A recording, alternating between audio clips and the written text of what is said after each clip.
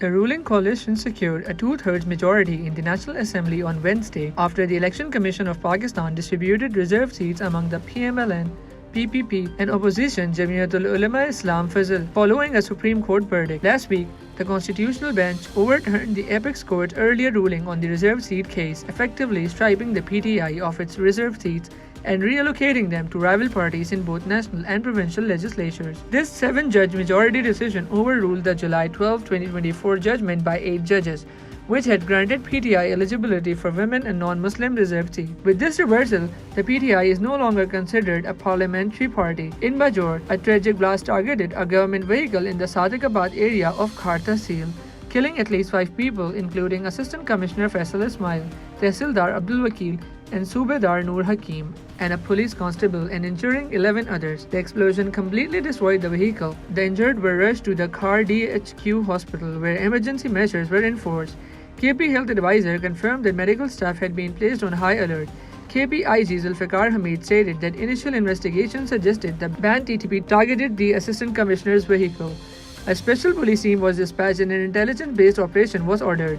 Chief Minister Ali Amin Gandapur also launched an inquiry and pledged full medical support for the injured. President Asif Ali Zardari, PPP Chairman Bilawal Bhutto Zardari, National Assembly Speaker Ayaz Sadiq, and other officials condemned the attack and expressed sorrow over the loss of lives.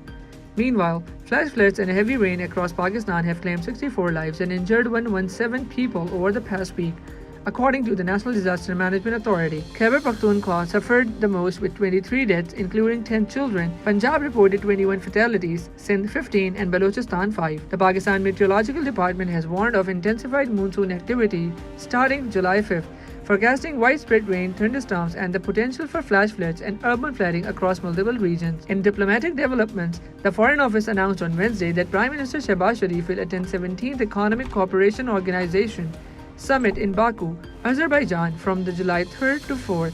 During the summit, he will present Pakistan's stance on key regional and global challenges, reaffirm its commitment to the ECO Vision 2025, and advocate for enhanced intra-regional trade, transport connectivity, energy cooperation, and sustainable development. Iran has officially suspended its cooperation with the UN nuclear watchdog, the International Atomic Energy Agency, in response to unprecedented Israeli and the US strikes on its nuclear sites. The decision comes after a 12-day war between Iran and Israel, which began on June 13, 2025, following a ceasefire on June 25th.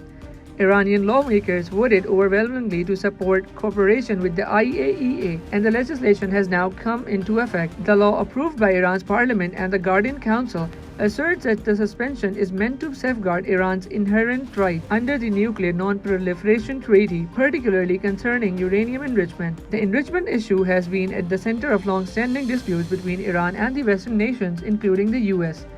Iran has been critical of the IAEA, accusing the agency of silence during the Israeli and US attacks. Tehran also condemned a UN resolution passed on June 12 that accused Iran of not complying with its nuclear obligations, calling it a pretext for the Israeli strikes. The IAEA's Director General Rafael Grossi has been at the center of the criticism. Iran has rejected Grossi's request to visit the bombed nuclear sites, accusing him of preparing the groundwork for the attacks and fraudulent actions. Tehran's ultra-conservative press has even gone as far as accusing Grossi of being an Israeli spy. The war, which saw Israel's US-backed strikes on Iranian nuclear facilities, killed over 900 people in Iran, while Iran's retaliatory missiles and drones killed 28 people in Israel. Iranian officials have acknowledged a serious damage to their nuclear facilities, but insisted that the technology and science cannot be destroyed through bombing. British Prime Minister Keir Starmer has given full backing to Finance Minister Rachel Reeves after she appeared visibly emotional in the Parliament. Reeves, who looked exhausted and wiped away tears during Prime Minister questions, was under pressure following recent concessions on welfare reforms. A spokesperson said her reaction was due to personal matter. Her emotional appearance came a day after the government passed its welfare reform bill, but only after removing key cost-cutting measures. These U-turns created a gap in her fiscal plans and sparked speculation about her future.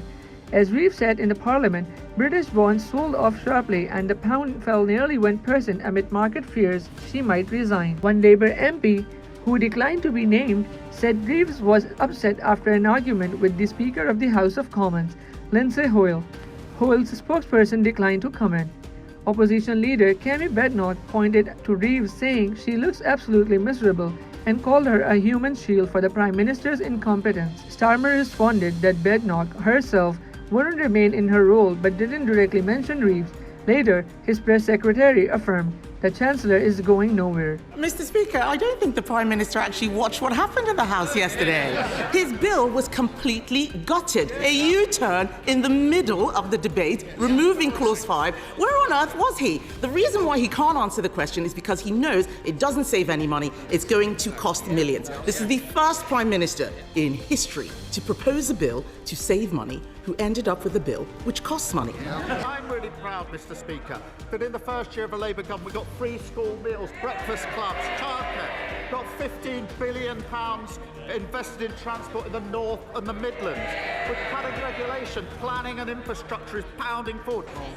She looks, Mr. Speaker, she's pointing at me. She looks absolutely miserable. Labour MPs, yeah, she looks absolutely miserable.